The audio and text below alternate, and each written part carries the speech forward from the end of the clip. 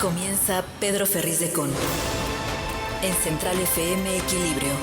Primera emisión. La revolución del intelecto. Y les saludamos como siempre con todo el entusiasmo en esta mañana. Hoy, en este lunes 25 de abril del año 2022, estamos aquí.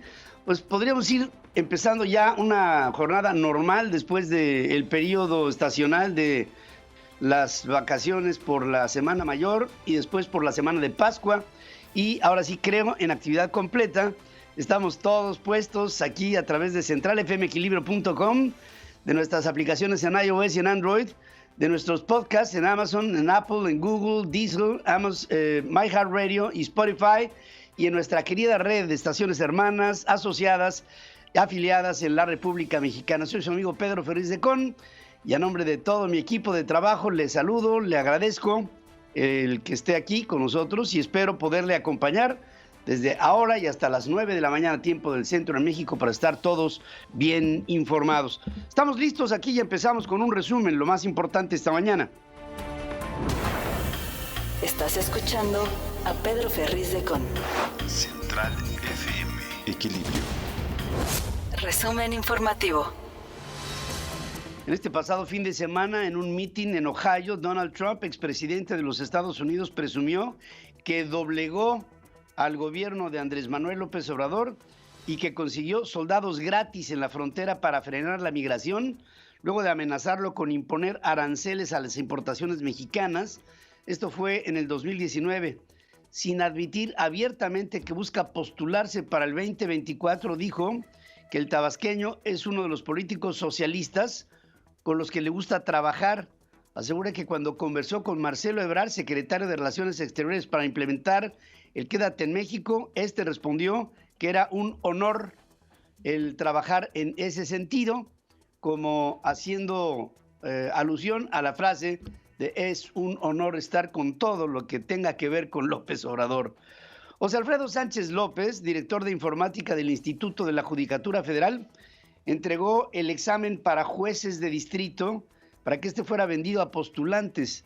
La compraventa de las preguntas y respuestas del examen para jueces de distrito, el escándalo más grave del Poder Judicial de la Federación de los últimos años, ocurrió en mayo del 2018.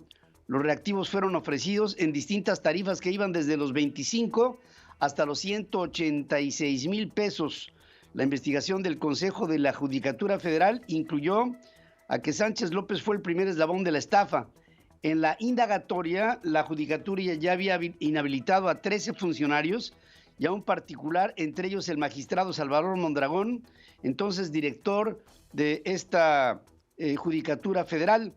Las preguntas y respuestas del examen fueron ofrecidas por Óscar Esquivel, quien desde antes del escándalo ya había renunciado a su plaza de secretario del 10º Tribunal Colegiado Penal de la Ciudad de México. En el examen participaron más de 2,600 interesados en una de las 100 vacantes que había para llegar a ser juez, con esta costumbre, parte de nuestra cultura de hacer la trampa. Esto es por lo que debemos de luchar para que en nuestro país esto ya no se presente.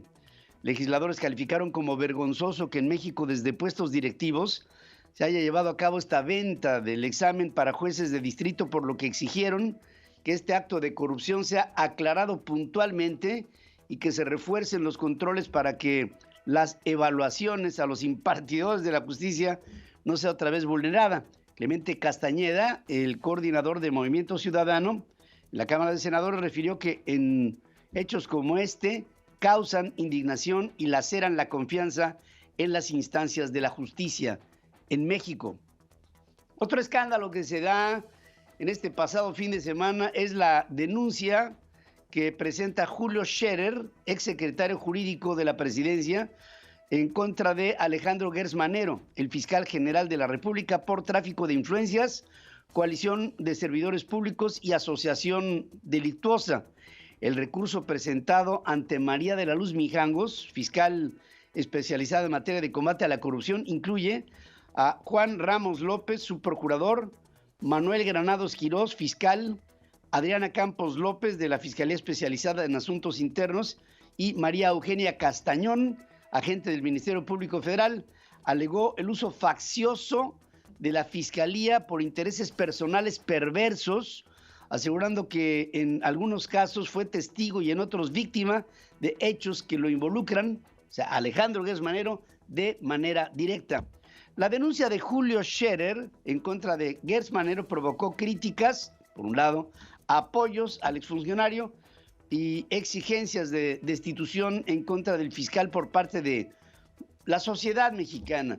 No podemos ver a un fiscal que sea apoyado por el presidente y que tenga estas cartas credenciales ante la sociedad, atacando a mujeres inocentes, lacerando a familias completas, persiguiendo por sus intereses personales a propios y extraños. Alejandro Gertz Manero es un abusador de la justicia, no merece ser el fiscal general de la... O sea, él representa a la Procuración de la Justicia en México. Imaginemos de lo que estamos hablando. Alonso Castillo Cuevas, hijo de Alejandra Cuevas, reveló que Alejandro Gertz interpuso una denuncia por presuntos delitos en contra del ambiente el 8 de octubre del 2021 en la unidad especializada en investigación en contra de delitos del ambiente. Dijo que le asusta, le preocupa, pero no le sorprende, explicando que ya le habían dicho lo que iba a acusar o por lo que iba a acusar a través de un video que tomó con sus hermanos en la calle afuera de la privada en donde vive el fiscal general de la República, que si porque dañamos un monumento y cosas que no me hacían ningún sentido, dice, aclarando que no lo denunciaron porque los intimidó. Un juez federal autorizó ampliar por 3 meses el plazo de reapertura de la investigación complementaria en el proceso iniciado en contra de Jorge Luis Lavalle, ex senador, por presuntos sobornos que Emilio Lozoya dijo le pagó para la aprobación de la reforma energética en el sexenio del presidente Enrique Peña Nieto. La casa de Vivi Ravelo, alcaldesa de Campeche, la capital, fue presuntamente cateada el viernes en busca de Eliseo Fernández Montúfar, exalcalde y ex candidato del Movimiento Ciudadano al gobierno del estado, quien se encuentra prófugo y está acusado de peculado. Al respecto, Jorge Álvarez Maínez, coordinador del Movimiento Ciudadano en la Cámara de Diputados, acusó a Laida Sansores, la gobernadora campechana, de estar detrás del allanamiento a la casa de la presidenta municipal y del líder del Congreso del Estado. La Ciudad de México reprobó en la aplicación del sistema de justicia penal acusatorio. Además, arrastra desde hace 5 años insuficiencias que le impiden llegar a un escenario ideal para beneficiar a la población con mayor seguridad, mejor reinserción, menor impunidad y lograr justicia, de acuerdo con un análisis de la organización México Evalúa.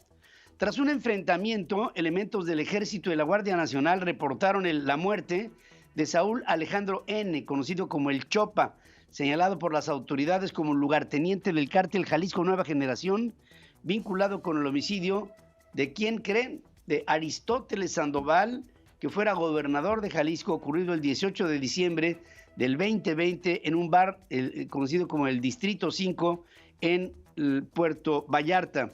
Al menos 5 policías fueron asesinados en la zona metropolitana de Zacatecas entre la noche del jueves y las últimas horas del viernes, con lo que ya hay, fíjense, en lo que va de este año, 23 elementos de seguridad ejecutados en el estado zacatecano, insisto, lo que va del 2022. En el último día de vacaciones de la Semana Mayor en Acapulco, en Guerrero, en la Pascua, 3 personas fueron asesinadas, 2 de ellas adentro de un bar en la costera Miguel Alemán, según informan fuentes de la policía. Sigue habiendo cobro de cuentas de los cárteles que operan en este puerto del estado de Guerrero, uno de los más famosos puertos del mundo. A 15 días de haber desaparecido y a 2 de que su cuerpo fuera encontrado en una cisterna de un motel, Devani Susana Escobar fue despedida el sábado con una ceremonia religiosa. La Fiscalía de Nuevo León reveló que al momento en que su cuerpo cayó a la cisterna del motel Nueva Castilla, en la que fue encontrado, Devani ya estaba muerta. Presuntamente murió por una contusión profunda en el cráneo y no por ahogamiento. Se hacen las investigaciones. La familia de Devani Susana Escobar pedirá una segunda autopsia al cuerpo de la joven de 18 años ante dudas por las investigaciones del caso. En los 13 días que duró la búsqueda de Devani, al menos 80 mujeres desaparecieron en 19 estados de la República Mexicana, de acuerdo con reportes en el Registro Nacional de Personas Desaparecidas y No Localizadas. Nada más en Morelos hubo 14 casos en esos 13 días. En el Estado de México, 10. En Jalisco y Ciudad de México, 9. Le sigue Sinaloa con 8 y Nuevo León con 7. Con 113 casos por mes reportados el año pasado, Baja California enfrenta una de las crisis de desaparición forzada de personas que se ha disparado en los últimos años, según revelan cifras proporcionadas por la Fiscalía General del Estado.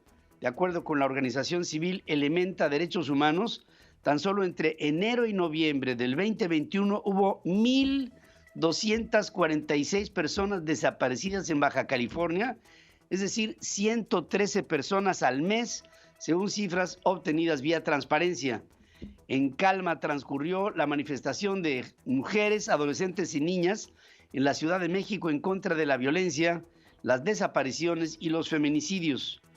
Rubén Moreira, el presidente de la Junta de Coordinación Política en la Cámara de Diputados, dijo que el Ejecutivo Federal plasmó en su iniciativa de reforma eléctrica que el 46% de la electricidad sea producida por particulares, incluidas empresas extranjeras, pero sin certeza jurídica en la inversión. Habla. Señor presidente de la República, Morena nos llamó traidores por votar en contra. Sin embargo, la iniciativa que envió a la Cámara permite que el 46% de la electricidad sea producida por particulares, inclusive los extranjeros. Pues sí, nada más que sin la certeza jurídica, y esto para un inversionista, por supuesto que no es viable. El Festival por la Soberanía Nacional fue un mitin musicalizado para exhibir a los legisladores que impidieron la aprobación de la reforma eléctrica propuesta por el presidente López Obrador, que en su frustración ha lanzado una campaña de odio llamando a estos traidores a la patria. Pretendió mostrar a un partido unido y en su mejor momento, según Citlali Hernández, secretaria general de Morena. A los lados del templete instalado en la Alameda Central fueron colocadas mamparas con las fotografías y nombres de los diputados del PRI, PAN, PRD y Movimiento Ciudadano, y 4 tableros gigantes para que la gente les dejara mensajes a los traidores a la patria. Ignacio Mier, coordinador de Morena en la Cámara de Diputados, dijo que se trató de un paredón pacífico para que los legisladores de oposición fueran fusilados con la pluma de la gente. Ahí Mario Delgado escribió: la patria no se vende, la patria se defiende, y luego de plasmar su firma dijo: ¡Viva México! Lo puso ahí como un acto heroico. Adán López, el secretario de Gobernación, anunció que la empresa Calica Legacy Volcan aceptó que el terreno en Quintana Roo, del que se extraían minerales, se convierta en una reserva natural. Oigan. Esta va a ser un parque natural.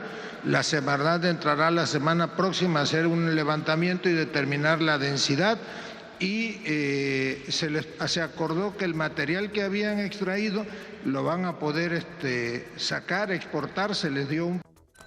Luego que Presidencia de la República informara la suspensión del diálogo con artistas, científicos, activistas del movimiento Sélvame del Tren, estos coincidieron en que el rechazo evidencia que no hay estudios de impacto ambiental que la ley exige y que tiene razón en el daño que se causa por el Tren Maya a la selva y al acuífero de la región. Presidencia argumentó que varios de los invitados al encuentro declaraban públicamente que no asistirían a Palacio Nacional. Sin embargo, Otto von Bertrap, espeleólogo, es decir, estos que investigan por dentro de las cavernas, e integrante del movimiento, adelantó que hoy harán una conferencia de prensa, posiblemente afuera de Palacio Nacional, pues los activistas ya están en la Ciudad de México. Antes, el presidente prometió que este lunes se reuniría con integrantes de Sélvame del Tren en Palacio Nacional para explicarles los beneficios de su trenecito. Después, ya que se pronuncien y que sus asesores con toda libertad se manifiesten. Pero quiero hablar con ellos. Para que se pronuncien con toda libertad, dice el presidente. Pedro Ferriz de Con. En Central FM Equilibrio, primera emisión. La revolución del intelecto. Siguen los tiroteos en los Estados Unidos y 3 heridos de bala, entre ellos un menor. Es el saldo de una balacera que se dio, un tiroteo en Washington, en la capital de los Estados Unidos, en este pasado fin de semana. Anthony Blinken, el secretario de Estado norteamericano, y Lloyd Austin, el jefe del Pentágono, sí se reunieron el domingo en Kiev con Volodymyr Zelensky, el presidente de Ucrania, según su asesor Oleksiy Arestovich. Antes, Zelensky dijo que espera conseguir armas pesadas para retomar el territorio ocupado por Rusia.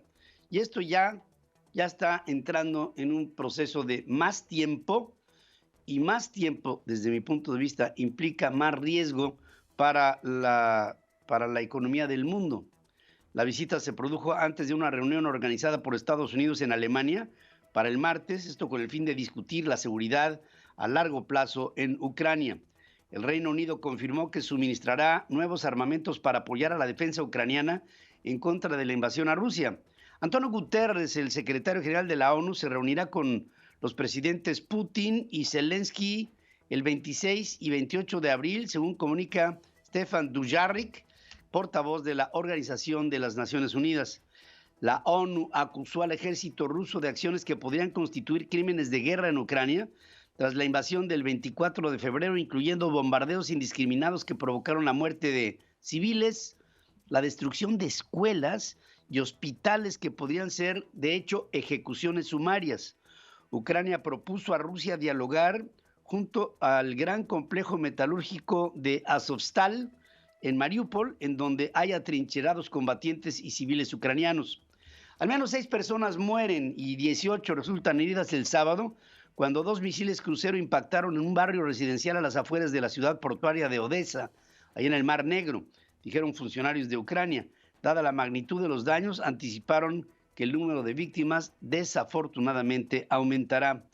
El ejército ruso afirmó que bombardeó con misiles de alta precisión un importante arsenal cerca de Odessa, donde Ucrania almacenaba armas entregadas por países occidentales. Las fuerzas rusas siguen atacando al este de Ucrania, según el ejército de Kiev. La defensa rusa aseveró que alcanzó más de 400 objetivos. Una tentativa de evacuar a civiles de Mariupol fue impedida el sábado por tropas rusas que controlan gran parte de la ciudad al sureste de Ucrania, según dice la propia alcaldía de la ciudad, que está tomada por los 4 costados. Rusia busca controlar el sur de Ucrania para tener otra salida a la zona de Moldavia, escindido por las fuerzas rusas, según informa Rustam Minekaev, subcomandante del Distrito Militar Central de Rusia. Emmanuel Macron, presidente centrista de Francia, prometió que dará respuesta al descontento de los votantes de extrema derecha tras su reelección con datos precisos, en los entornos de los 57% de los votos en contra de Marine Le Pen. En su discurso de victoria a los pies de la Torre Eiffel en París, prometió gobernar con un método renovado y encontrar respuesta a la rabia de quienes votaron por Le Pen, quien aceptó su derrota y expresó gratitud a sus simpatizantes. Grupos de manifestantes contrarios a Macron se enfrentaron con la policía en varias ciudades, incluida la capital, París. Al menos 2 personas mueren y una resultó herida en los alrededores del Puente Nuevo, el Pont Neuf, allá en el río Sena. La Guardia Costera japonesa informó el sábado que el barco turístico Kazu 1, de 19 toneladas con 26 personas a bordo, desapareció en el mar después de emitir un pedido de socorro y hacer agua. Dice que no hay sobrevivientes que se tengan registrados hasta el momento. El gobierno de Daniel Ortega cerró la oficina de la Organización de Estados Americanos en Managua y adelantó la salida de los representantes de Nicaragua ante ese organismo, del que ya había anunciado su retiro en noviembre del 2021, siguiendo exactamente la misma pauta que Hugo Chávez en su momento siendo presidente. Nayib Bukele, el presidente de El Salvador, pidió a la Asamblea Legislativa que prorrogue el estado de excepción para seguir combatiendo a las pandillas a las que responsabiliza de una ola de asesinato registrada en los últimos días del mes de marzo. Así es como están las cosas en el mundo. Hoy le estoy haciendo una pregunta en nuestras formas de consulta. que, fíjense, he notado que muchos grupos de la sociedad civil están dando a través de las redes sociales y de chats, sí, muchos que me tocan, están empezando a hacer un sondeo para ver si ya es conveniente, incluso algunos ya lo empezaron a hacer, el buscar nombres de posibles aspirantes a la presidencia de la República para el 2024. Esto habla de la prisa que hay porque termine esta administración. De todas maneras, yo pienso que es importante el que lo preguntemos.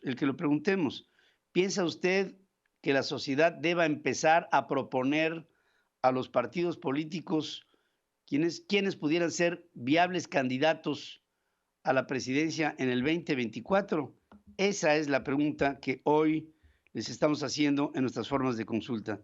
Hasta este momento, el 84% de ustedes me dice que ya es tiempo de que se empiece a buscar a un aspirante, obviamente de la oposición a Morena, a la presidencia de la República, y el 16% me dice que todavía no es tiempo. Yo les agradezco que pasen. Nuestras formas de consulta hay en muchos lados, en www.centralfmequilibrio.com, en @centralfm, en el Twitter, en @pedroferriz, ahí estamos como siempre para servirles. Podemos también opinar a través de nuestras aplicaciones en iOS y en Android, y en nuestra querida red de estaciones hermanas, asociadas y afiliadas en la República Mexicana. Pueden ustedes hablar a su radiodifusora local en donde reciben este programa y dar a conocer sus puntos de vista, que para nosotros y para nuestros queridos radiodifusores y televisoras asociadas es importantísimo el saber y el conocerlo. Pedro Ferriz de Con y su editorial. En Central FM. Equilibrio. ¿Qué es lo que estamos sintiendo los mexicanos en este tiempo, en el 2022? ¿Qué es lo que está pasando con México? Yo he visto muchos de los problemas que seguramente hemos compartido juntos, ustedes y nosotros, de lo que ha venido creciendo en la problemática del país. Hay mayor pobreza, hay una connotación grave en la que se falta a la ley desde el gobierno. Hay una falta de respeto a las instituciones porque las instituciones no se dan a respetar y han mostrado a las claras que, y aquí es en donde viene el problema, desde el gobierno, desde la cúpula, se está promoviendo la división entre nosotros los mexicanos. Estamos viendo un México dividido. Y esta división se da desde arriba, se da desde el poder. Pero no ha habido en la historia del hombre nunca un pueblo que haya podido salir adelante dividido. Porque un pueblo que se divide es un pueblo que ya no es un pueblo, ya son dos o más. Y cada uno jala para su interés particular.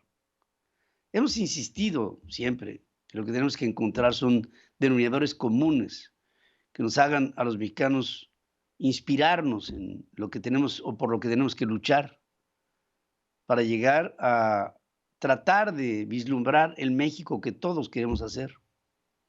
Pero esta última propuesta presidencial, que ha sido reflejada por muchos de los colaboradores del propio presidente de la República en su partido político y en su gobierno, sobre la idea de que los que no van de acuerdo con el presidente son traidores a la patria, es algo que pensé que sería una campaña intensa, mientras que le duraba el coraje al presidente por no haber podido juntar las 2/3 partes necesarias para que su iniciativa de reforma a la ley de la industria eléctrica fuera constitucionalmente aceptable en el Congreso, ya que resultó así en la Suprema Corte de Justicia de la Nación.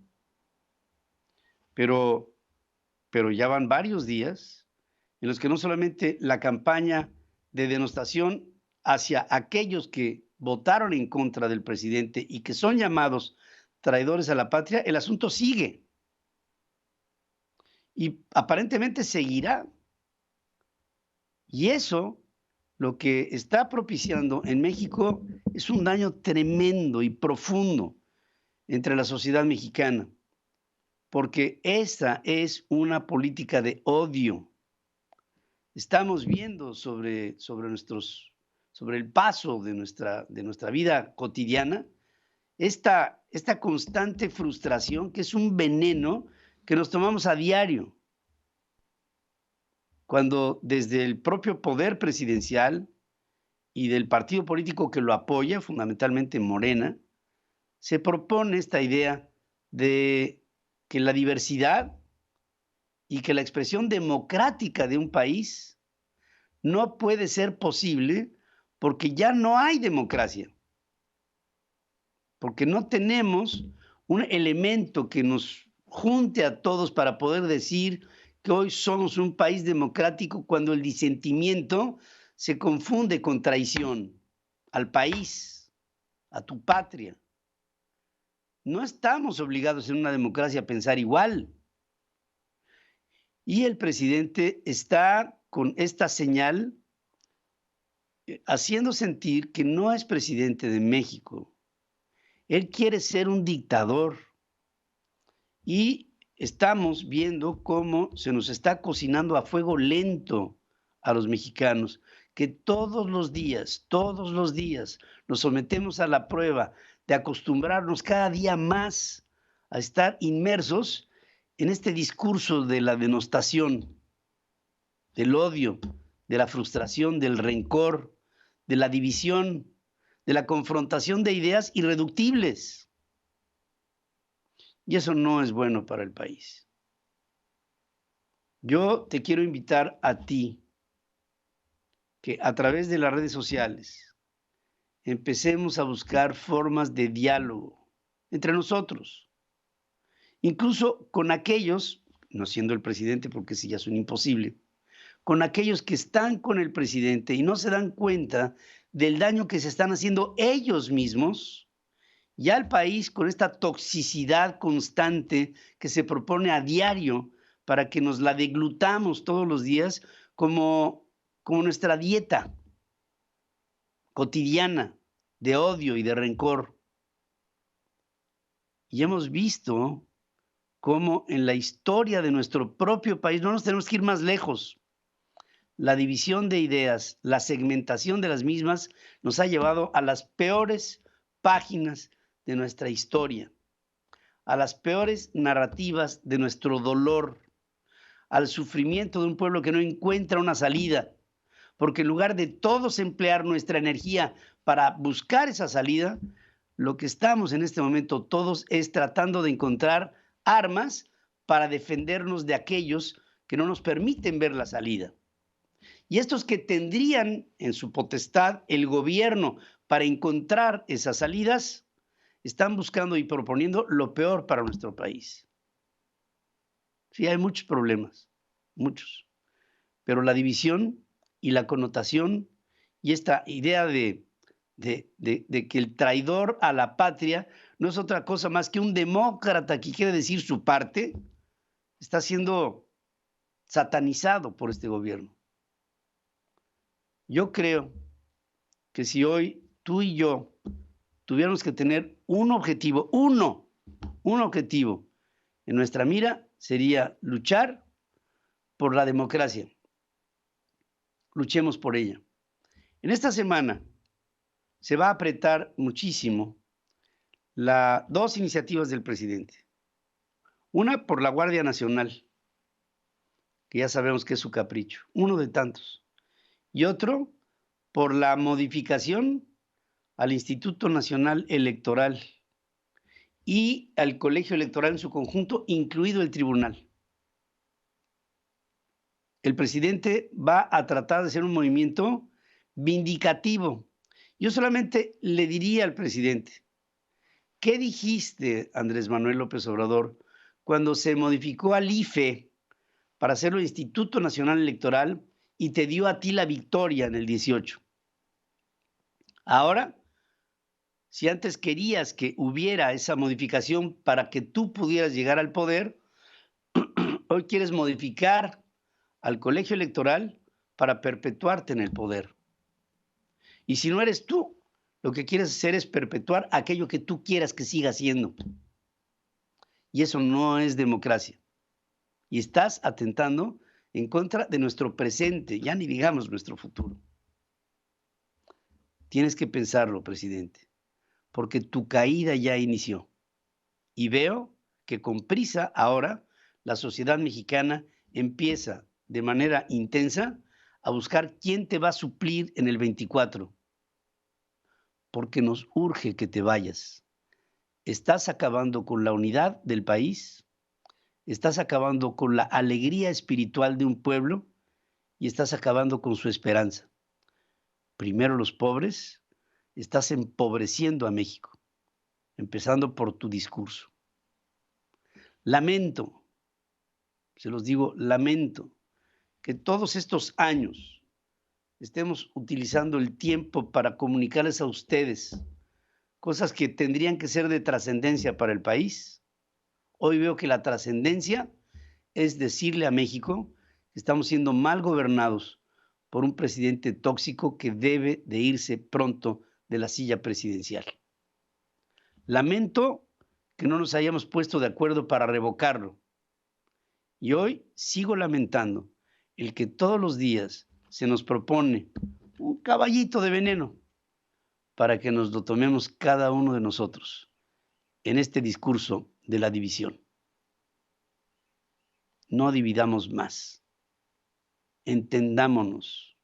México tiene que salir adelante de esto, que ha sido la prueba más dura que hemos tenido que enfrentar desde que somos México.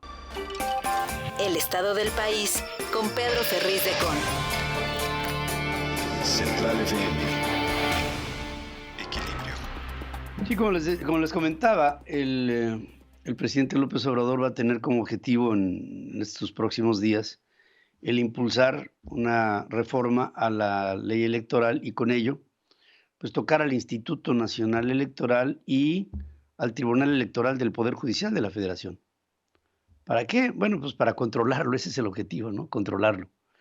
Pero ante la insistencia de López Obrador de proponer esta reforma a la ley electoral, surge un personaje que puede llegar a ser importante como contrapeso.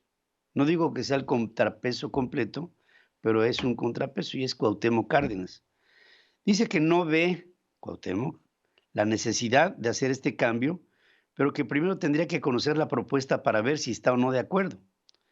El llamado líder moral de la izquierda, Cuauhtémoc, dijo que no ve cuáles son las razones para una nueva reforma electoral de la declaración que hizo en el marco de un foro que se llamó Los desafíos de la democracia a 45 años de la reforma política de 1977. Durante años la izquierda insistió en una reforma electoral y luego buscando gestar con esto condiciones para facilitar la llegada al poder de la izquierda, y ahora ya en el poder, el tipo de reforma que persigue la izquierda es alguna que dificulte su salida del mando, lo que les comentaba. Es decir, antes el presidente, antes candidato López Obrador, buscaba junto con la izquierda, entonces en el PRD, que hubiera una modificación a la ley electoral para que hubiera una verdadera democracia dentro del colegio electoral. Ahora no sabemos, y además yo me quedo con lo que dice Cuauhtémoc, antes de opinar a favor o en contra de las modificaciones que quiera hacer el presidente a través de esta iniciativa, pues me gustaría saber de qué está hablando, qué es lo que está proponiendo.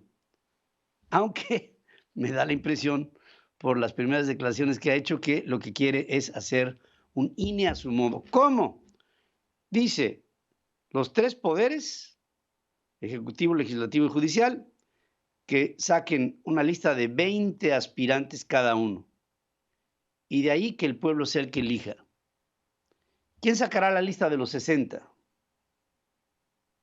¿Quién podría imponer su palabra sobre los 60? 20, 20 y 20. El presidente. ¿Quién quiere lograr que los consejeros electorales estén controlados por él? El presidente. No me queda más duda. Mario Delgado, el líder nacional de Morena, informó que se va a realizar una consulta ciudadana para decidir si su partido interpone una denuncia, otra vez, por traición a la patria en contra de los diputados opositores que votaron contra la reforma eléctrica. El presidente de Morena habló de retomar una denuncia que hizo López Obrador en el 2014 por la reforma energética con el fin de presentar una nueva en contra de los que llamó los 223 traidores para que se hagan responsables de sus actos. El coeficiente intelectual de este hombre, de Mario Delgado, es tan bajo que no alcanza a enlazar unos datos con otros, dejándose claro, asimismo, que si hoy considera que votar en contra de una reforma eléctrica propuesta por el presidente en turno, los miembros de su partido en 2014 fueron en contra de la reforma energética que entonces propuso Peña Nieto, habrían caído en la misma falta si es que existiera. En aquel tiempo, ellos hubieran sido los traidores a la patria. Pero ahora no le queda más que demostrarlo porque está en el poder, instalado. También decir que Juan Pablo Aguirre, investigador del Instituto Belisario de Domínguez en el Senado, afirma que la nacionalización del litio en México levanta dudas sobre expropiaciones, la capacidad del Estado para explotarlo y la cantidad real de yacimientos. Dice que no hay, y esto es cierto, un cálculo exacto del nivel de litio, o sea, la cantidad de litio que tenemos en México, y que se ha dicho equivocadamente que nuestro país tiene las mayores reservas del mundo en este insumo esencial para la fabricación de baterías. El gobierno de México no tiene medios para explotar el litio. No hay una estructura formada. Hay, claro, la idea genial de un presidente que dice el litio no solamente es del Estado, sino que también debe de ser explotado por el Estado. Pero no hay un plan rector, no hay un presupuesto, no hay una estructura, no hay un mecanismo y lo más grave, no hay conocimiento. Aunque para el presidente la explotación del litio resulta un asunto muy sencillo, pero no lo es. Y ahora López Obrador se está quedando con la potestad por el litio. Yo les puedo jurar que en lo que vaya de su administración hasta que termine, si es que termina, en el 2024, que no va a poder extraer un gramo de litio bajo la estructura que él en su cabeza habrá imaginado, porque en la práctica esta no existe. Ken Salazar, embajador de los Estados Unidos en México, afirma que su país tiene interés en invertir en el sureste mexicano, indicando que el corredor interoceánico del Istmo de Tehuantepec representa una oportunidad de inversión en la región. El funcionario habló cuando acompañó al presidente López Obrador en una gira por Veracruz, a la que asistieron empresarios de los Estados Unidos y de Canadá, y hubo gente pues como el presidente de General Motors, Francisco Garza, o el presidente de Kansas City Southern México, o de EDP Renewables. Fueron unas de las empresas que acudieron al evento. Estados Unidos y Canadá le están dando a López Obrador una probadita de lo que puede obtener si trabaja en línea con estas dos naciones en el marco del TEMEC, aunque sea algo que haga prácticamente en contra de su voluntad y acusando de corruptos a los empresarios, un día sí y otro también. Falta que el presidente empiece a cumplir con los pactos que tiene México en vez de mantener la incertidumbre en el país con sus erráticas políticas públicas que constantemente confronta, hablando de un gobierno como el de los Estados Unidos, que es un injerencista, interventor que patrocina a grupos que atacan a las ideas y a las políticas públicas que propone el presidente desde la silla del poder. Así están las cosas en México. Este es el estado del país. La revolución del intelecto. Somos México llega a Puebla. Este 3 de mayo acompaña a Pedro Ferriz de Con en una plática magistral sobre el futuro de México. 3 de mayo, Auditorio de la Universidad Madero, 18 horas, Puebla, Puebla. La revolución del intelecto. Venta de boletos en revoluciondelintelecto.com. Somos México. La entrevista con Pedro Ferriz de Con. Central FM. Equilibrio. Bueno, fíjense que fue verdaderamente horrible el entender que se vendían los exámenes para los jueces de distrito.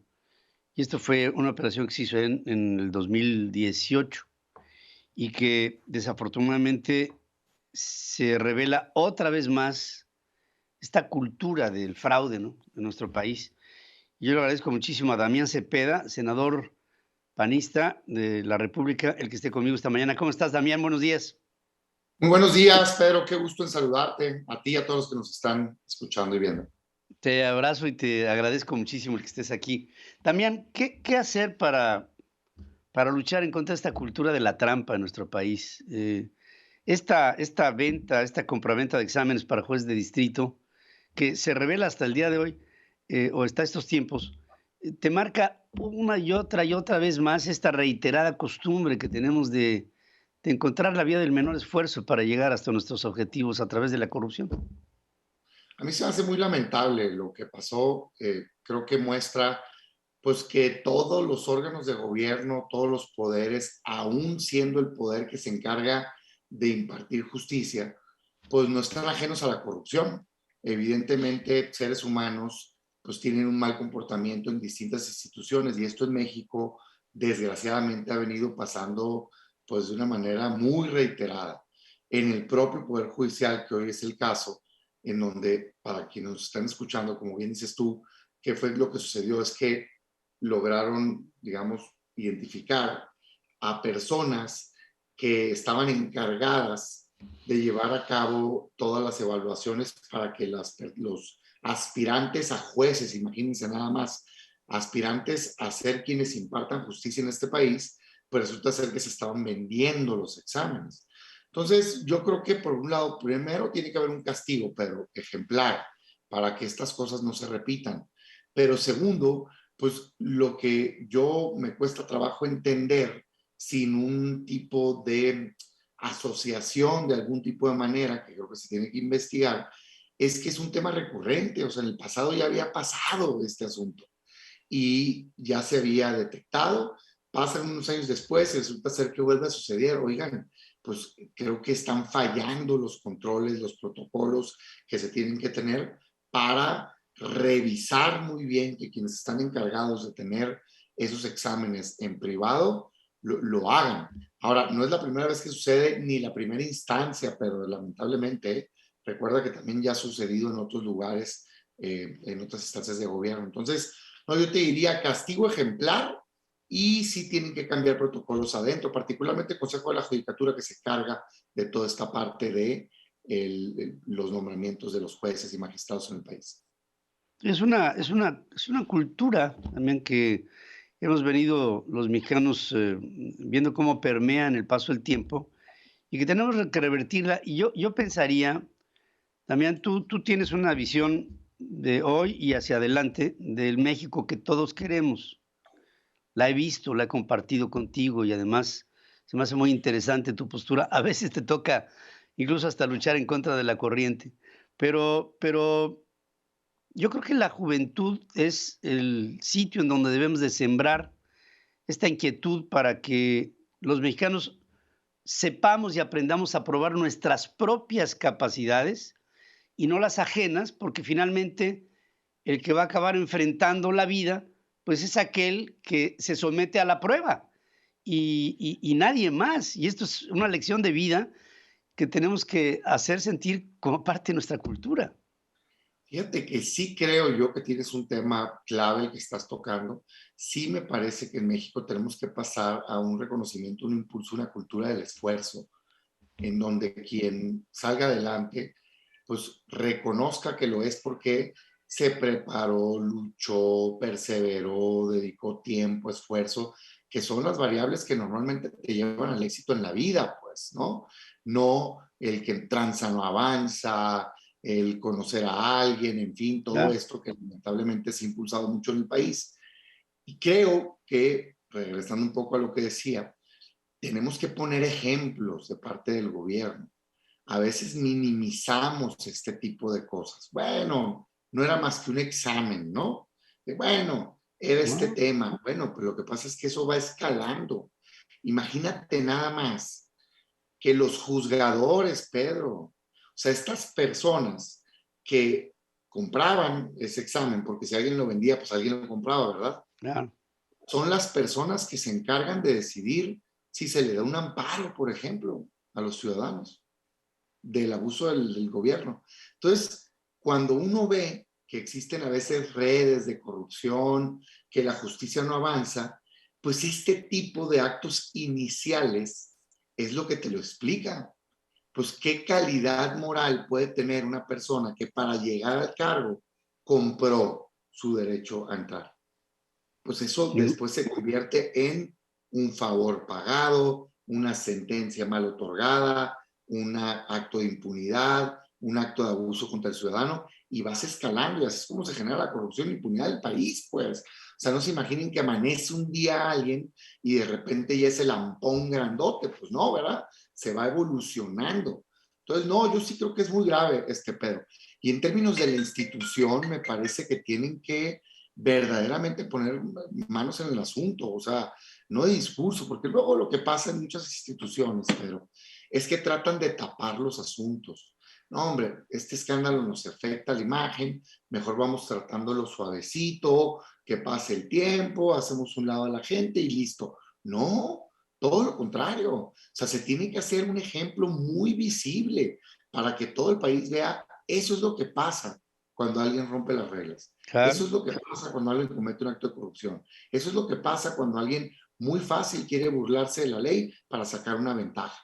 Yo sí creo que tenemos que cambiar, digamos, por un lado, acabar con la impunidad, acabar con la corrupción, que ese es el caso, es corrupción, es impunidad, es esto. Y tercero, creo que sí tenemos que cambiar la cultura hacia una cultura del esfuerzo. Por supuesto que sí. También, por último, yo te quiero comentar, ni siquiera es pregunta, te quiero comentar algo que estoy empezando a ver en las redes sociales y en algunos chats. Tengo, como tú, tengo chats en los que se han, más que chats, convertido como en tanques de pensamiento dentro de la sociedad. Y empieza a haber la inquietud por proponer nombres de personas, hombres y mujeres, que pudieran aspirar a la presidencia de México para el 24. En primer lugar, pues se me hace demasiado pronto, ¿no? Pero pareciera como si hubiera prisa. Y los nombres que se barajan son pocos y estás tú, insistentemente. No quiero con esto ni lanzarte para el futuro, simplemente hacerte ver que empiezas a estar en la lista de quienes, desde el punto de vista de algunos pensadores, tienen las características para poderse oponer a lo duro que va a ser batalla en contra de Morena el 24. Te lo digo y te lo aviso. Muchas gracias, Pedro. Fíjate que sí he visto, la verdad es que es una sorpresa muy positiva para mí. Yo Sí. abiertamente, Pedro, he dicho que tengo ese interés, sí aspiro a ello en algún momento de mi vida, pero marcadamente creo que estamos en un momento del país muy peligroso, muy delicado, y yo creo que se requiere personas que con claridad, con honestidad y con contundencia digan, sí me gustaría participar, y esta es la visión, ¿no?, que yo presentaría a este país. Llegará el momento de ello, no podemos adelantarnos, digamos, en términos legales, pero yo sí creo que tendríamos que hablar con mucha transparencia y mucha honestidad y también con mucha madurez, Pedro, porque se vale querer, pero hay que esperar o trabajar para lograr esa aspiración, y si alguien más tiene mejores características o tiene un mejor momento en términos de competitividad, pues tener la madurez de apoyarlo.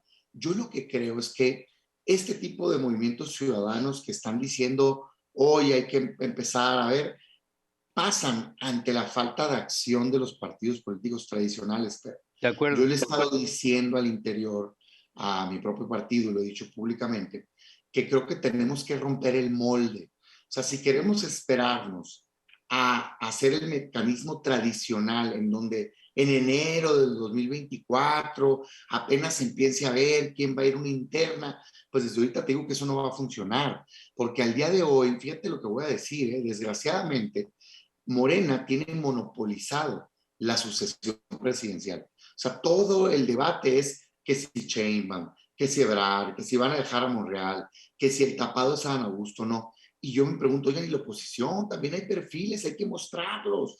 Pero a veces se espera que llegue un iluminado con un 80% de conocimiento de la población a ganar. O sea, un Andrés Manuel. No va a pasar, porque tuvo 18 años para formarse esa candidatura y hoy no están esas condiciones en esa posición. Entonces, ¿qué tenemos que hacer? Yo creo que pasando estas elecciones del 2022, me parecería que con mucha honestidad le deberían de preguntar a todos, a ver, ¿quién quiere de verdad? No a quién le gusta que lo mencionen, no está aquí, no quién está pensando en negociar, no. ¿Quién va a tener tiempo, esfuerzo, sacrificio para buscar encabezar este proyecto y cambiar este país? Y de esos, que los tomen el partido en este caso, o cada partido, y luego una final de partidos, digamos, y se ponga una plataforma o ciudadanos en donde vayamos por todo el país debatiendo, Pedro, para que estado por estado se baje, se conozcan los perfiles, se les pese políticamente y que, como dicen comúnmente en mi tierra, pues veamos de qué cuero sale más correa. O sea, no nos esperemos a ver si nos sale una sorpresa en la elección, para bien o para mal, sino que vayamos viendo quién causa más empatía, quién tiene mejor proyecto, quién debate mejor, quién causa una buena impresión con los ciudadanos. Y ahí pasarían dos cosas, creo yo, Pedro. La primera es que jalaríamos la atención hacia la oposición, porque sin duda es nota que vayas a un estadio y debatas, todos los medios locales y nacionales estarían cubriendo, llamaría la atención. Y segundo, conoceríamos a los perfiles y podríamos escoger a quién es él o la mejor. Yo en ese esquema, claro que levanto la mano. Es un poco el esquema y te digo dónde lo saco. No estoy inventando el hilo negro, lo tomo de las primarias de Estados Unidos. O sea, ¿por qué Obama le pudo ganar a Hillary cuando Hillary traía 80-90% de conocimiento y Obama 10%? Porque el modelo lo permite, porque primero se iban a un estado y debatían, luego a otro, luego varios estados juntos, y pasó como un año desde que arrancaron hasta que se decidió. En ese año, él crece, se conoce, y la gente piensa que él representa el cambio para el país, no la otra candidatura. Yo no estoy diciendo que busquemos al Obama mexicano, cada país es distinto. Lo que estoy diciendo es que el modelo, el proceso, privilegia la competencia, privilegia las ideas y permite a la gente conocer a los precandidatos y elegir mejor a sus candidatos. Yo en ese modelo, Pedro, desde ahorita te digo que por supuesto que lo voy a intentar. ¿Por qué? Porque estoy muy inconforme con cómo está mi país. No creo que México se merezca tanta inseguridad, tanta falta de apoyo para el desarrollo económico, los problemas que tenemos de salud, tanta división y odio, y creo que podemos avanzar hacia un país mucho más competitivo, con mejor calidad de vida, y en donde su gobierno entienda que se debe a la gente y que es un facilitador para generar desarrollo, que no gire en torno a él el bien de este país. Pues anoten en la lista a Damián Cepeda, que ya él está aceptando abiertamente decir sí en un juego limpio de ideas, de transparencia, de razones, de debate, de exhibirnos y de hacer, digamos, la tarea. Por supuesto que pretendo llegar a ser el aspirante a la presidencia de lo que se presente en su momento, porque es tal vez demasiado pronto para decir qué forma tomará, pero Damián está más que apuntado y lo dice abiertamente en una nueva forma de entender tus intenciones políticas. Porque antes era, no, veremos los tiempos. No, aquí Damián dice, voy y voy encantado. Damián, te mando un abrazo, te agradezco y... Abrazo. Creo que tienes mucha chamba por delante. Gusto saludarte, Pedro. Un saludo a todos los que nos escucharon. Igualmente, también a ti, Damián Cepeda. Ahí está, este hombre dice, pues sí, yo me apunto para la candidatura en el 2024 hacia la presidencia de la República. Claro, para esto tendré que trabajar, tendremos que trabajar muchos y cambiemos el modelo del pasado. La información internacional con Adriana Braniff desde Miami, Florida. Central FM. Equilibrio. Y voy a Miami, en la Florida, con Adriana Brandt, que como siempre nos tiene información y muy pendiente este pasado fin de semana de las elecciones en Francia, que fueron verdaderamente muy reveladoras de muchas cosas. Adriana, te saludo muchísimo, con mucho cariño esta mañana. ¿Cómo estás? Buenos días. Muy bien, Pedro. Sí, definitivamente el triunfo de Macron fue una de las noticias internacionales más vistas el fin de semana porque pues fue el ganador, como sabemos ya. Le ganó a Marine Le Pen, que era la candidata o era la candidata de la extrema derecha. Y esa es la noticia. Pero, ¿qué podemos ver más allá del encabezado de que gana Macron? Encabezado que vemos ya hoy en todos los medios de todo el mundo. Para ir por partes, pues hay que decir, Pedro, que ganó por un margen reducido. El porcentaje preliminar, y es el que tenemos ahorita, que es el de Ipsos, es que Macron ganó con 58.8%, en contra de 41.2% para Le Pen. Esto quiere decir que 13 millones de franceses votaron por la opción de la ultraderecha, es decir, casi la mitad del país, y esto es importante tomarlo en cuenta. Hay que decir también que la participación fue muy baja, se trató de la abstención más alta en 50 años, no sucedía esto o este número de abstención desde 1969. Estamos hablando del 28.2% de franceses que decidieron no ir a las urnas, que tuvieron desinterés en hacerlo o que no les convencía a ninguno de los dos candidatos. Ni Macron ni Le Pen, decían muchas protestas o manifestaciones previos a esta contienda electoral. Decían que por qué tenían que votar por el menos malo, como siempre lo habían hecho, es lo que decían. Otra cosa que hay que notar es que hace 20 años que un presidente francés no se reelegía por un segundo mandato. Desde que se elige presidente por sufragio allá en Francia, por sufragio universal, solamente 2 se han reelecto.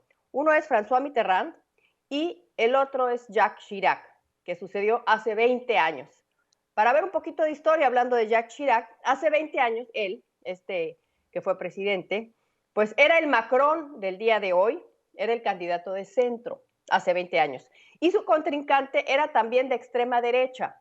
Y en ese entonces, hace 20 años, ese contrincante de extrema derecha se llamaba Jean-Marie Le Pen, ¿sí? Era el padre de la hoy candidata Marine Le Pen. Y también era una segunda vuelta en aquella ocasión, y también se había eliminado en la primera vuelta al candidato de izquierda, igual que sucedió en Francia con la primera vuelta. Ese candidato de izquierda, que dice el presidente de México, que es su amigo, y ya lo repitió 2 veces. Otra cosa que hay que decir es que se repitió en la elección del día de ayer el fenómeno norteamericano, porque ningún candidato convencía, pero Macron se veía como el candidato menos malo. Y Macron lo sabe, Pedro, porque por eso en su primer discurso como ganador dijo lo que me parece fue su frase más importante o destacada después de que gana. Él dice, cito textual, sé que muchos que votaron por mí lo hicieron para bloquear la extrema derecha. Si quieres, vamos a escucharlo de su propia voz.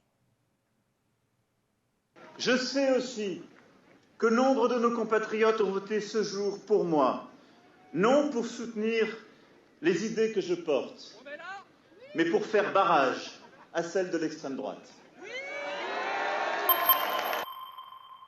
Y sí, yo sé que muchas personas no votaron por mí por las ideas que tengo, sino para cerrarle el paso a la extrema derecha de Francia.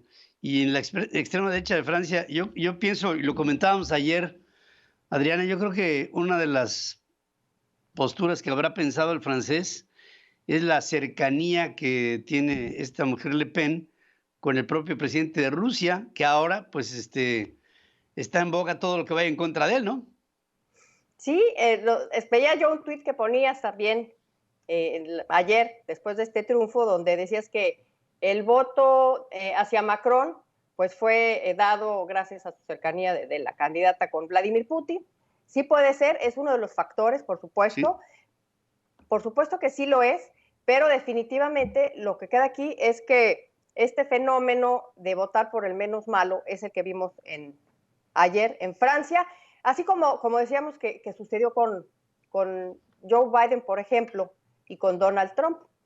cuando votan por Joe Biden por ser el menos malo o el que iba a eliminar la posibilidad de que llegara Donald Trump al poder. Algo así como el fenómeno de la leche en polvo que hemos platicado, que no es la mejor opción, pero hace el trabajo. Y aquí el trabajo que hizo Macron fue evitar que llegara justamente esta candidata de extrema derecha.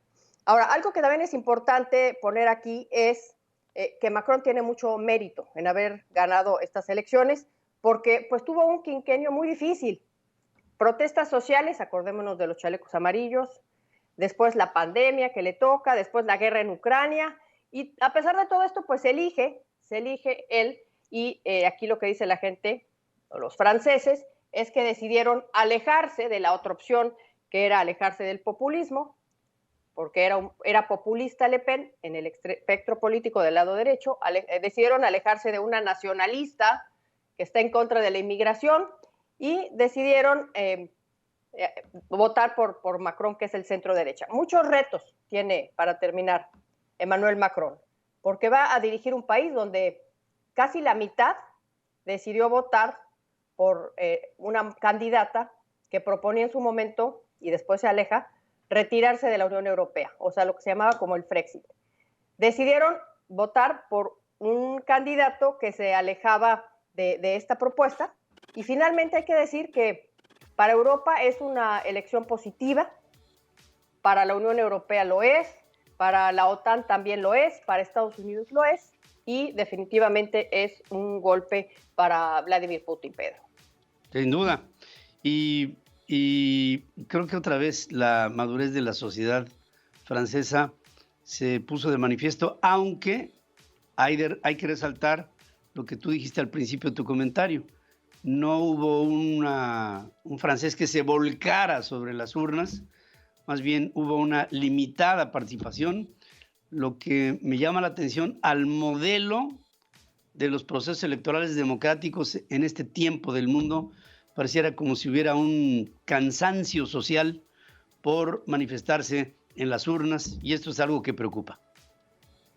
Sí, definitivamente es algo que preocupa, y es algo que se vio, y se vio también una profunda división en el pueblo de Francia, exactamente a la mitad. Los que quieren moderación y los que quieren irse a los extremos. Así es. Querida Adriana, como siempre, una buena semana, ahora sí de actividad plena. Te mando un abrazo, como siempre. Claro que sí, Pedro, igual para ti. Bonita semana. Gracias. Resumen de noticias en la hora central con Pedro Ferriz de Con. Central FM. Equilibrio. Y vamos a un resumen de lo más importante que le estamos informando aquí. Donald Trump, expresidente de los Estados Unidos, presumió que dobló a Andrés Manuel López Obrador y que consiguió soldados gratis para frenar la migración por la frontera sur de los Estados Unidos. José Alfredo Sánchez López, director de informática de la Judicatura Federal, entregó el examen para jueces de distrito y con el fin de que este fuera vendido a postulantes. Esto fue en el 2018. Se da a conocer este asunto ahora, y esto ha sido un escándalo porque pone en entredicho la capacidad de los jueces de distrito que compraron este tipo de exámenes hasta en más de 150,000 pesos el examen. Y esto habla de las 200 posiciones que había para jueces de distrito en el momento en que esto otra vez vuelve a revelar la cultura de la trampa. Legisladores calificaron como vergonzoso que en México desde puestos directivos se haya efectuado la venta del examen para impartidores de la justicia en el país. Julio Scherer Ibarra, ex consejero jurídico de la presidencia, presentó una denuncia en contra de Alejandro Gertz Manero, fiscal general de la República, por tráfico de influencias, coalición de servidores públicos y asociación delictuosa. Y con esto, Julio Scherer quedó en un segundo plano. Era el hombre más cercano al presidente, más el íntimo amigo, el colaborador fiel, el todo.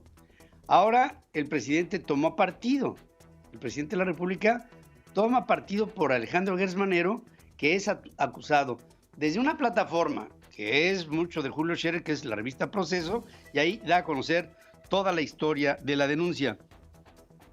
Académicos, políticos, empresarios, ciudadanos expresaron críticas, apoyo y exigencias para que sea finalmente destituido Alejandro Gertz Manero como fiscal general de la República después de la denuncia de Julio Scherer.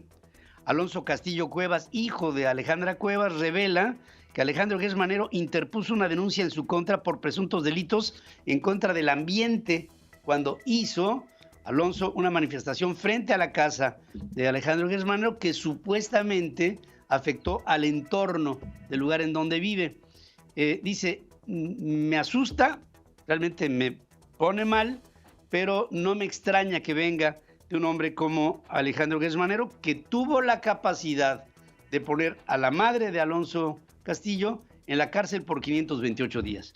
Un juez federal autorizó ampliar, además sin ninguna causa, un juez federal autorizó ampliar por otros 3 meses el plazo de reapertura de la investigación complementaria en contra de Jorge Luis Lavalle, ex senador por presuntos sobornos para la aprobación de la reforma energética en tiempo del presidente Enrique Peña Nieto.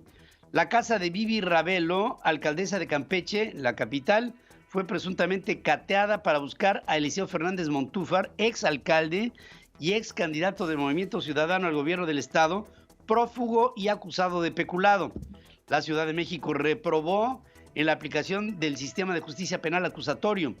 El Ejército y la Guardia Nacional reportaron la muerte de Saúl Alejandro N., lugarteniente del cártel Jalisco Nueva Generación vinculado al homicidio de Aristóteles Sandoval, quien fuera gobernador del estado de Jalisco. Recuerden ustedes que este hombre fue asesinado en diciembre del año pasado en Puerto Vallarta, en Jalisco, en un bar, el Distrito 5, y de ahí devino una investigación que hasta este momento aparentemente ha habido 2, un abatido y un presunto inculpado, y todo tiene que ver con el narcotráfico. Suman ya 23 elementos de seguridad ejecutados en Zacatecas, solamente en lo que va del 2022. El último día de vacaciones de la Pascua en Acapulco, en Guerrero, 3 personas fueron asesinadas, 2 en la costera Miguel Alemán, justo adentro de un bar. En Nuevo León, la familia de Devani Susana Escobar pedirá una segunda autopsia del cuerpo de la joven ante las dudas que se han levantado sobre la investigación del caso. En los 13 días que duró la búsqueda de Devani, al menos 80 mujeres desaparecieron en 19 estados de la República. El mayor estado en donde se reportan desapariciones es el estado de Morelos, que ha sido una tras otra las denuncias de desapariciones de mujeres ahí. Después viene la Ciudad de México, el Estado de México, Nuevo León, y de ahí se van Guerrero, etcétera. Según Elementa Derechos Humanos, entre enero y noviembre del 2021 hubo 1,246 personas desaparecidas nada más en Baja California, es decir, 113 personas por mes durante todo el año pasado. En Baja California solamente en calma transcurrió una manifestación de mujeres, adolescentes y niñas en la Ciudad de México en contra de la violencia por desapariciones y feminicidios.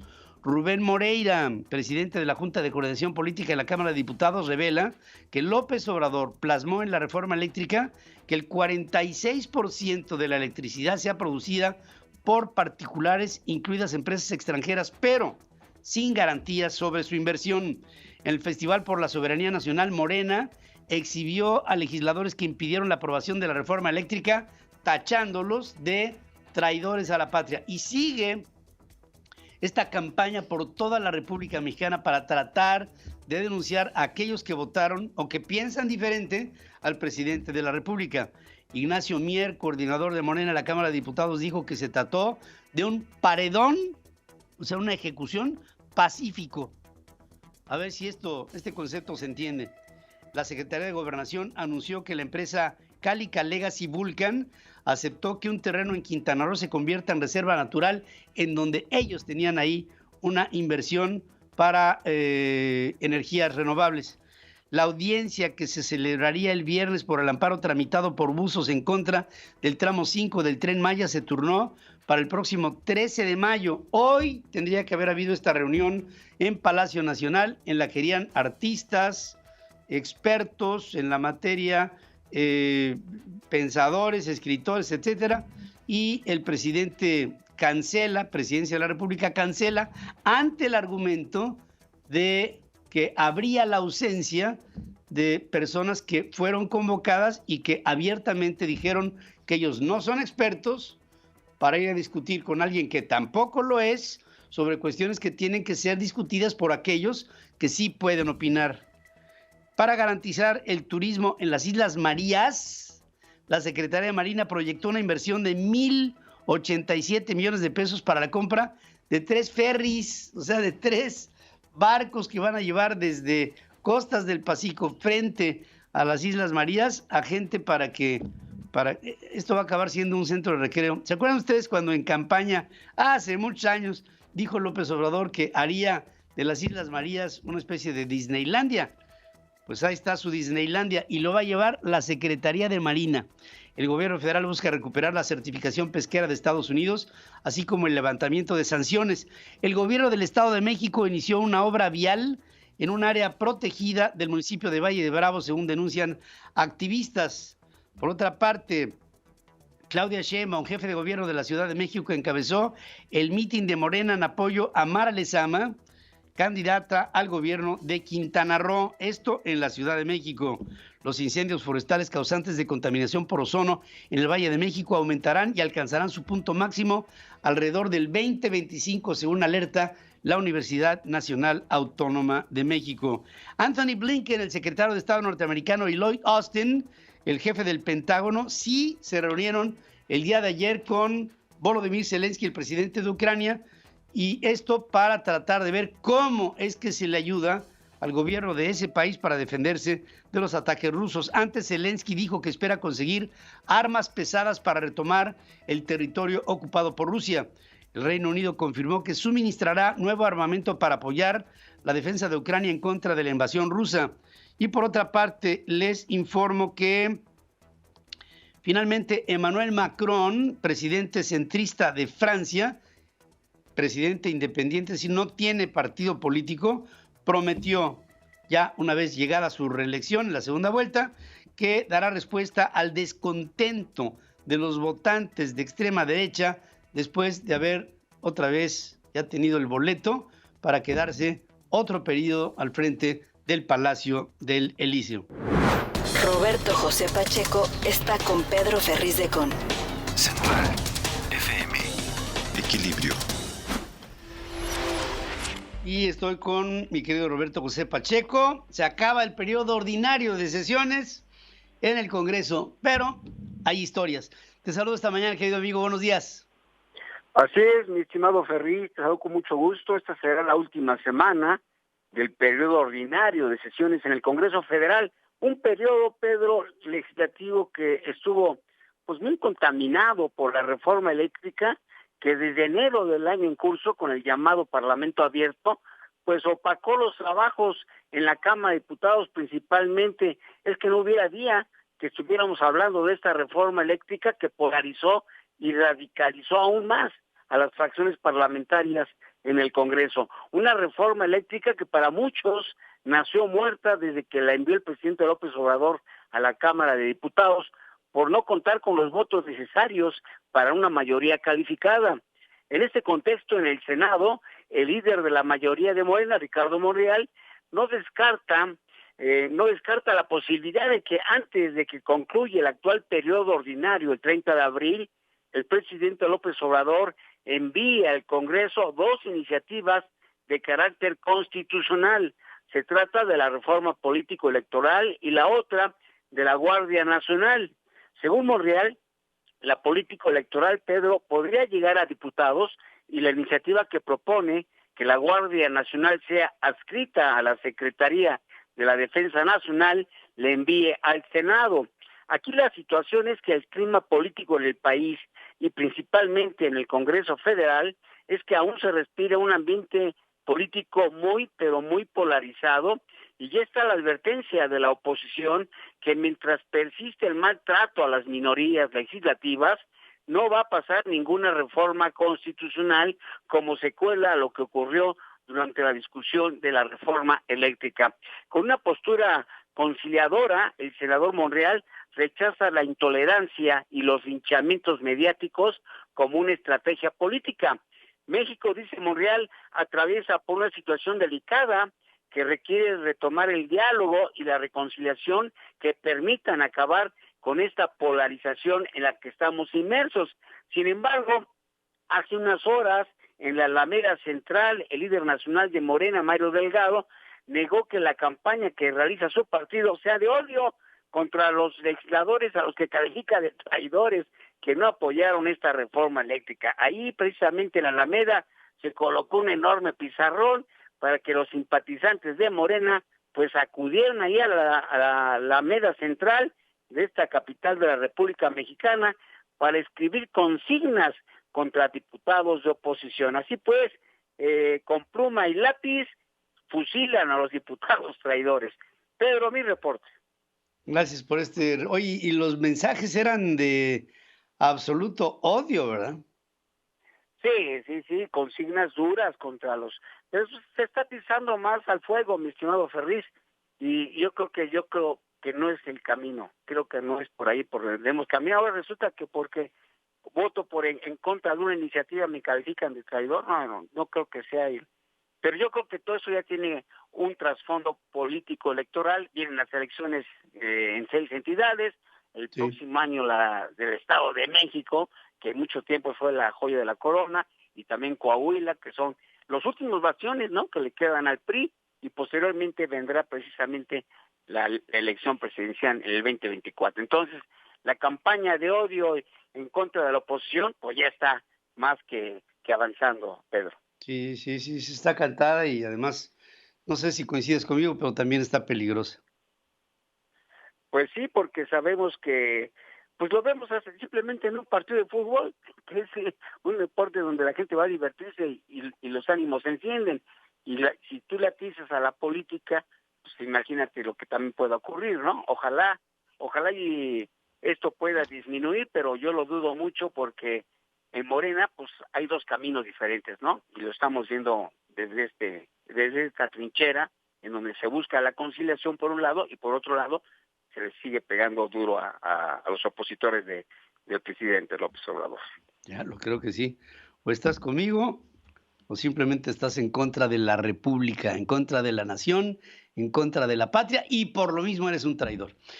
Roberto José Pacheco, como siempre, gracias por tu presencia aquí. Hasta luego, mi estimado Ferriz, buen día. Esa idea de estar constantemente apelando a la división, de verdad que mina y destroza. Y al mismo tiempo creo que no nos podemos, nosotros como mexicanos, acostumbrar a esta constante de despertarnos con la cantaleta de la división, todos los días. Porque envenena, insisto, este es un asunto que envenena. Y el presidente tiene una cuota de odio. Yo no sé si a lo largo de sus campañas para llegar a ser presidente y sus amarguras y todo lo que tuvo que experimentar en derrotas, lo haya llevado hasta aquí. Pero yo quisiera hacerle sentir al presidente de la República que a veces los caminos son cortos para un objetivo, a veces no. A él le tocó un camino largo, pero llegó. ¡Qué maravilla sería si en lugar de solamente tratar de ganarse a un sector de la población, tratar de hacerlo con todo el país? Y que fuera lo mismo y representara el mismo apoyo para cualquier mexicano, independientemente de su pensamiento, o de su ideología, o de sus intenciones. Todas, claro, en el entendido de que serían para el beneficio de nuestro país. Pero el presidente no lo ve así. Pedro Ferriz de Con. En Central FM Equilibrio. Primera emisión. La revolución del intelecto. Hace 1 mes y 4 días se inauguró con todo el boato el Aeropuerto Internacional Felipe Ángeles, que hasta este momento todavía no puedo decir que sea internacional. Pero lleva 34 días de operación este aeropuerto y hay más visitantes al aeropuerto que pasajeros. Es decir, hay gente que va para ver con morbo ¿Qué fue lo que finalmente se logró con este aeropuerto tan anunciado, cacareado y hecho por el presidente como un aeropuerto no solamente viable, sino conveniente para el presente y para el futuro de nuestro país? Y a 34 días de iniciadas sus operaciones, hasta ahora, de los 266, digamos, lugares locales para ser arrendados, hay arrendados 60, y los 60 establecimientos ahí instalados se quejan todos los días que no hay gente que acuda para comprar aquello para lo que se instalaron. Esto augura que para el futuro corto se podría pensar que estos locales ocupados, los 60 de los 266, dejarían de serlo por la inviabilidad, a menos que por debajo de la mesa estén siendo subsidiados por el gobierno de la República. ¿Se acuerdan ustedes cuando se canceló el nuevo aeropuerto internacional de la Ciudad de México, cuando Andrés Manuel López Obrador era presidente electo? Vimos el costo de la cancelación. Estamos hablando de por lo menos 400 mil millones de pesos, de una obra que tenía el 38% de avance y que de haber seguido así, hoy estaría a punto de terminarse uno de los aeropuertos más importantes del mundo, con un diseño que fue nominado por muchas instancias de construcción de aeropuertos en todo el mundo como uno de los emblemáticos, uno de los ejemplos, uno de los modelos más importantes de lo que tendría que ser la perspectiva de los hubs del futuro. Eso terminó, ya saben ustedes cómo. Pero después vino este capricho, esta rabieta del presidente para hacer el nuevo aeropuerto, el de él, el que no estaba ligado con intereses de los priistas, el que llegarían a decir de Marcelo Ebrard, aerolíneas como Qatar Airways o aerolíneas como United Airlines, que después de los anuncios supuestamente hechos quién sabe de dónde, vinieron las negativas de estas propias aerolíneas para decir que no están interesados en aterrizar en ese aeropuerto por la inviabilidad que esto le representa para sus rutas. Porque no solamente es que la aerolínea quiera viajar al aeropuerto Felipe Ángeles, no, el problema es que los pasajeros que compran el boleto, se los pongo a ustedes así, ustedes van a volar de donde sea, a México, a la Ciudad de México, y tienen la opción de llegar al Benito Juárez o al Felipe Ángeles. ¿Qué escogerían? Bueno, a menos de que no haya otra opción, ya así que fuera lo último del último, yo escogería el Felipe Ángeles, pero para el caso escogería otros aeropuertos alternos para llegar a establecer en algún momento algún tipo de negocio o actividad en México. Y podría ser Guadalajara, o podría ser Querétaro, o podría ser Puebla, o podría ser el Estado de México, o podría ser otro lado, pero no el Felipe Ángeles, incluso por el traslape que esto representa en los espacios aéreos. Ya que se hizo todo esto, incluso encargado al ejército mexicano, administrado por el ejército mexicano, este aeropuerto Felipe Ángeles, a 34 días de haber sido inaugurado, en lugar de tener un crecimiento rampante y todo para arriba, lo que tiene es la desolación de ser un proyecto que desde hoy se apunta fallido. Hablan que en el futuro el aeropuerto tendrá operación para el segundo semestre del año, cuando se pongan en contacto y se arreglen las compañías para poder aterrizar y despegar desde ahí. Pero, ¿en dónde están los hangares? ¿En dónde está el mantenimiento? ¿En dónde están las conexiones terrestres para llegar hasta la capital de la República Mexicana? ¿En dónde están los transportes colectivos? ¿En dónde está la actividad? ¿En dónde está el interés de la carga o de los pasajeros para llegar a ese aeropuerto? No está en ningún lado. Pero el presidente cumplió. Y eso es lo más importante, que el presidente cumplió con su palabra y inauguró el aeropuerto el 21 de marzo del 2022, como él lo había previsto. ¿Para qué? Para nada. para nada. Ese aeropuerto, poco a poco, acabará siendo nada. Y entonces nos quedamos con que el aeropuerto internacional, el nuevo aeropuerto internacional de Ciudad de México, quedó ahí inundado. El aeropuerto Benito Juárez, hoy el tren que comunica a la Terminal 1 con la 2 no sirve. Las bandas de transporte de las maletas no sirve la mayoría. Las personas que están de migración trabajando en la entrada de los pasajeros extranjeros que llegan a México, trabajan turnos de 24 por 24. Y la inactividad en ese aeropuerto es, en algunas cosas, tremendamente aguda, porque marca cuellos de botella brutales en el aeropuerto Benito Juárez, pero por la otra parte tenemos un aeropuerto ocioso que no sirve para nada.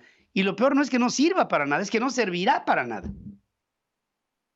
Pero se cumplió el capricho de un hombre que no alcanza a ver hacia adelante nada. Pero ¿en dónde está la calificación de la sociedad para este primero de los grandes proyectos del presidente López Obrador en sus 6 años de gobierno? Sabemos la suerte del aeropuerto. ¿Tienen ustedes una idea de cómo van los avances de Dos Bocas, esta refinería? Que la última refinería de ese tamaño se hizo hace 50 años en Marathon, en California, en los Estados Unidos. ¿Tienen ustedes una idea de cómo va el Tren Maya en este momento? ¿De cuántos frentes están siendo parados forzosamente ante la falta de manifestaciones de impacto ambiental? ¿Qué pasó con el tren transísmico? ¿Se va a hacer o no se va a hacer? ¿Cuáles son las obras emblemáticas del presidente? ¿En dónde está el pretendido desarrollo del sureste mexicano? ¿En dónde está el hub que se iba a hacer para la capital de la República Mexicana, que hiciera que México fuera el elemento central en América Latina para comunicarse con el mundo? Este es un gobierno lamentablemente fallido. Y no lo digo porque lamente yo que haya sido el gobierno de López Obrador, sino porque lamento que han sido, bueno, llevamos 3, pero serán 6 años perdidos.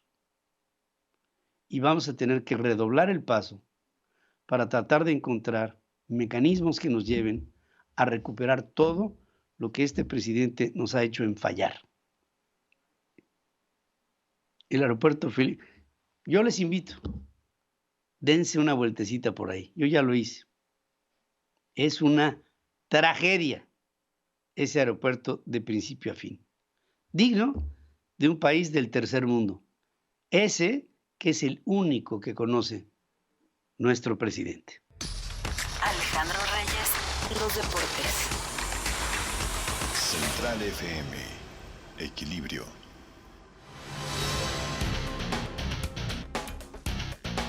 Antes de pasar con Alex Reyes y los deportes, quiero decir que fue un extraordinario fin de semana para el Checo Pérez, que después de todo es la segunda vez en esta temporada de la 2022 que se sube al podio. Esto ya lo pone en un tercer lugar absoluto dentro del ranking y es la primera vez que vemos esto en un piloto mexicano, y esto nos da muchísimo entusiasmo porque esto es un estímulo tremendo para México y por supuesto para el deporte automotor. Y después de todo, la Fórmula 1 es uno de nuestros centros más importantes de promoción de México ante el mundo en la celebración cuando esta se hace en la capital de la República Mexicana. Pero los detalles, obviamente, Alex Reyes nos tiene todo lo más importante. Querido Alex, te saludo esta mañana. Buenos días. Hola, Pedro. Muy buenos días. Muy buen lunes para ti. Muy buena semana también a ti y a todo el auditorio. Pues mira, lo que estamos viviendo, Pedro, con el Checo Pérez, creo que sí es digno de resaltar, más allá de que es una situación inédita, como tú ya lo comentas, nunca antes habíamos tenido un mexicano en esta nueva era de la mundialidad y la globalidad que hoy representa la Fórmula 1, tener un piloto mexicano en tercer lugar, lleva 2 podios consecutivos, y hay cosas muy específicas, Pedro, que me gustaría resaltar, porque el fin de semana de Checo dejó claro que es el mejor compañero que pudo conseguir Red Bull para Max Verstappen. Tengamos claro, Pedro, una cosa: Checo Pérez no va a ser campeón mundial porque no es la prioridad del equipo austriaco. La prioridad se llama Max Verstappen, que es el campeón actual y que querrán y quieren moverlo hacia unas latitudes que ya vivieron hace algunos años con Sebastian Vettel, que fue 4 veces campeón del mundo con Red Bull, y hoy el objetivo es ese. Pero necesitaban un piloto con experiencia, con madurez, con esa sapiencia para manejar el vehículo, para ser y como ya es conocido, y no nada más en México, sino en muchos países del mundo, como el ministro de la defensa de Red Bull. Y este fin de semana dejó en claro Checo Pérez que es el mejor compañero posible que pudo encontrar Red Bull para Max Verstappen. Incluso, Pedro, a lo largo de las últimas jornadas, semanas, empezó a surgir el tema de si ya es necesario que Red Bull le renueve el contrato. Muchos pilotos ya empezaron, unos a renovar contrato: Carlos Sainz con Ferrari, Lando Norris con McLaren, Daniel Ricciardo de McLaren anunció su retiro. Parece muy pronto, pero con lo que está haciendo Checo, yo le diría a los miles o millones de aficionados del piloto mexicano que no se preocupen. Es altamente probable que Checo renueve con Red Bull y se quede por lo menos un año más. Lo que ha hecho en esta temporada es excepcional, ha acompañado al equipo e incluso por momentos como la carrera anterior teniendo mejores resultados que el propio campeón del mundo. El fin de semana en Imola, allá en el Gran Premio de Emilia-Romagna, fue simplemente perfecto. Ganaron todo, y aunque en la carrera sprint estuvo el monegasco Charles Leclerc muy cerca de llevarse esos 8 puntos, en la penúltima vuelta apareció Verstappen y se llevó el triunfo, seguido de propio Leclerc y Checo Pérez. Es decir, que Red Bull este fin de semana, con la carrera sprint del sábado, este nuevo formato que da 8 puntos, más la carrera de ayer que avanzó en gran forma Red Bull, de punta a punta fue la victoria de esto que en el automovilismo se le conoce como el Grand Chelem, que es ganar la pole position, la vuelta más rápida y ganar la carrera de punta a punta. Así fue el triunfo de Red Bull. Así es que un fin de semana redondo, te diría que casi perfecto. Si Checo hubiera terminado en segundo lugar en la carrera del sábado, hubiera sido el fin de semana soñado para cualquier equipo del mundo. Y gracias, insisto, en gran medida a lo que hoy representa Checo. No comete errores, apoya a su compañero, lo custodia en los momentos precisos y cuando es necesario tomar la batuta, lo hace. Ayer rebasó por allí del giro 20 a el piloto monegasco Charles Leclerc, que se había adelantado, pero Checo de inmediato recuperó la segunda posición y así se fueron. Enhorabuena, insisto, y creo que México tiene piloto en Fórmula 1, no te digo que para muchos años, porque bueno, Checo está ya en los 32, pero creo que tenemos asegurada la continuidad del piloto mexicano. Y además, pues el gran fin de semana le permite ascender a Checo a la tercera posición del campeonato, un lugar que pues claramente es el mejor por mucho que ha podido lograr el piloto mexicano, con 54 puntos, a 5 de Max Verstappen, el campeón del mundo, su compañero, y con 86 está Charles Leclerc, pero llevan 2 fines de semana o 2 carreras extraordinarias. Ahora vienen 15 días, un gran premio nuevo para todos, el Gran Premio de Miami, y será muy, muy atractivo verlo alrededor del estadio de fútbol americano con el circuito callejero. No a todos les encanta, hay muchos que siguen pensando que la tradición son los circuitos, muchos de ellos son grandes premios en la calle, y bueno, pues es la modalidad ahora que busca la Fórmula 1 para atraer más aficionados. Qué gran inicio de temporada, sin duda, para el piloto mexicano, Pedro. Por otra parte, bueno, pues estamos en la recta final del torneo mexicano. Hay ya varios equipos, creo que vale la pena destacar, y es un tema incluso hasta de psicólogo, ¿no? O de análisis psicológico, ¿por qué con técnico tan prestigiado como Santiago Solari, de renombre a nivel mundial, América vivía la peor crisis de su historia. Se fue, echaron a Santiago Solari y resulta que América lleva 6 triunfos de manera consecutiva. El fin de semana fueron a Monterrey y le ganaron a uno de los grandes contendientes, como son los Tigres, 2-0. Y el otro caso son las Chivas Rayadas del Guadalajara.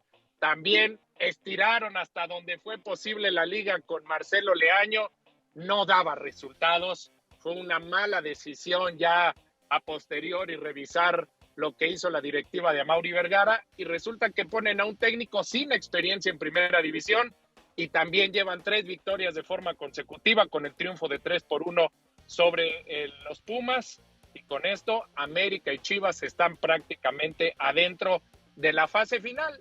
No todavía calificados a la liguilla, hay que recordar que del 5 al 12 tienen que disputar una fase de reclasificación. El que es una pena lo que está viviendo es Nacho Ambriz. Hace un año no solamente vivía las mieles de la gloria en el fútbol mexicano, estaba a punto de irse a Europa con el Huelva, y a partir de esa decisión parece que todo se vino abajo, fracasó rotundamente en España, decidió regresar de inmediato a México con el Toluca, con un súper contrato que, bueno, pues a veces irse por lo económico no siempre es lo mejor. Hoy está claro, Toluca está en el antepenúltimo lugar, es decir, el cuarto lugar de abajo hacia arriba en la tabla de cocientes. ¿Quién fuera a decirlo que este equipo estaría en estas situaciones? Ayer perdieron 4-2 con el campeón Atlas, que parece está de regreso. Cruz Azul, con esos altibajos que tiene muy marcados, perdió en casa ante el Atlético San Luis 1-0, y con esto San Luis también ya asegura su participación en la fase final. Y finalmente los resultados: Santos 1, León 1, y en otro nuevo duelo de hermanos, Tijuana contra Querétaro, ambos propiedad de la familia Hank Ron de Tijuana, 2-2.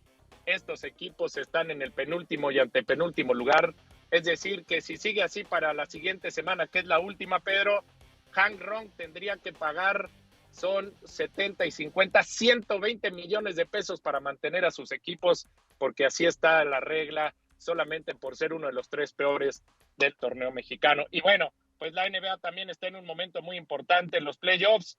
Los guerreros de Golden State están arriba 3-1. Ayer cayeron con Denver. Juan Toscano no tuvo actividad y hoy continúan muchos juegos en esta primera ronda de playoffs. Ha sido un gran fin de semana, Pedro.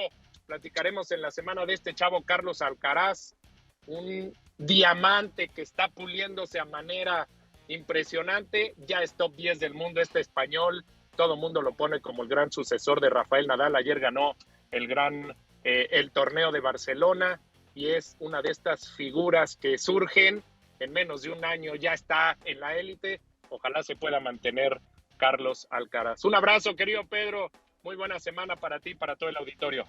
Muchas gracias, Alex, querido. Que sea una buena semana esta, ya con actividad plena en todo el mundo después de la Semana Santa y de la Semana de Pascua, que terminó el día de ayer con el Domingo de Pascua. Pedro Ferriz de Con, en Central FM Equilibrio, primera emisión. La revolución del intelecto. Bueno, quiero decirles que a partir del día de hoy a las 6 de la tarde estaré con ustedes dentro de Central Live en Punto Central. A las 6 de la tarde, tiempo del Centro de México, voy a platicar con ustedes en todas las plataformas a nuestro acceso para hablar de los temas ya más relajaditos, ¿no? Hablar de los temas que surjan durante el día o de cuestiones que a ustedes les interese también el abundar, y todo ello en aras de que haya una comunicación más directa, una forma de entender los principales problemas que tenemos de frente, no solamente desde el punto de vista mío, sino de lo que yo puedo entender de lo que ustedes me digan a mí. Esto será todos los días a las 6 de la tarde. Estaremos con ustedes en las diferentes plataformas a través de Punto Central, dentro de este panorama de Central Live, en el que ya estamos un servidor. Ya está también incorporándose a partir del día de hoy Adriana Braniff a las 5 de la tarde.